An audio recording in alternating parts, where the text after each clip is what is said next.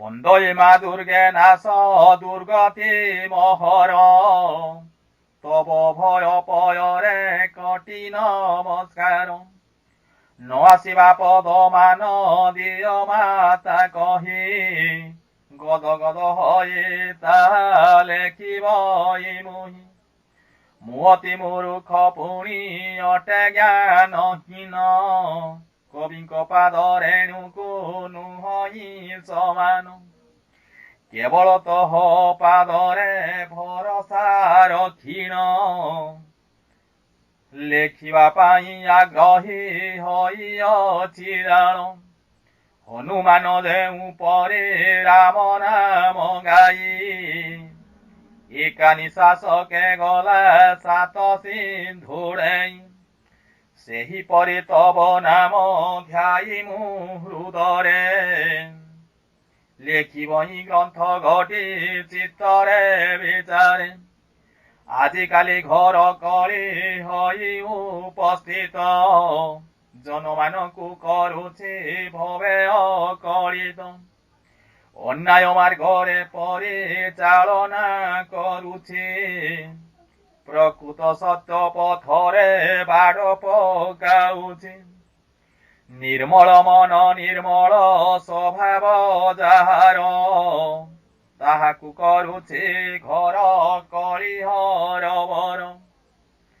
ଦୁଇ ଭାଇ ମଧ୍ୟ ସଦା କନ୍ଦଳ ବ୍ୟାପୁଛି ପିତା ପୁତ୍ରଙ୍କର ପୁଣି ସଂଗ୍ରାମ ଲାଗୁଛି ପ୍ରାକୃତି ବିଜ୍ଞାନ ମଧ୍ୟ ଲାଗିଅଛି ବାଦ ତାକୁ ମୀମାଂସା ନ କରି ପାରନ୍ତି ବିବୁଧ ଈଶ୍ୱର ସୃଷ୍ଟିରେ ପ୍ରାଣୀ ହେଲା ବେଳେ ଜାତ ଏକାଦି ଶକ୍ତି ଠାରୁ ସରବେ ସମ୍ଭୂତ ଶାସ୍ତ୍ର ମାନଙ୍କରେ ତାହା ଅଛି ଲେଖା ହୋଇ ସକଳ ଘଟରେ ଏକ ବ୍ରହ୍ମ ଛନ୍ତି ରହି ସକଳେ ଅଟନ୍ତି ତେଣୁ ତାହାଙ୍କ ସନ୍ତାନ ତିଳେ ନାହିଁ ତାଙ୍କ ପାଶେ ଭେଦାଭେଦ ଜ୍ଞାନ ଆଜି ଜନ ସମାଜରେ ତାହାକୁ ନ ମାନି କେତେ କଥା ମଧୁ ହୋଇ ଆତ୍ମଅଭିମାନୀ ନିଜେ ବଡ଼ ବୋଲି ଦାଣ୍ଡେ ନାଗରା ବଜାଇ ଆପଣା ସ୍ୱାର୍ଥ ସାଧନେ ବ୍ରତୀ ହୋଇଛଇ ସକଳେ ହଇଣ ଏକ ମାତାର ସନ୍ତାନ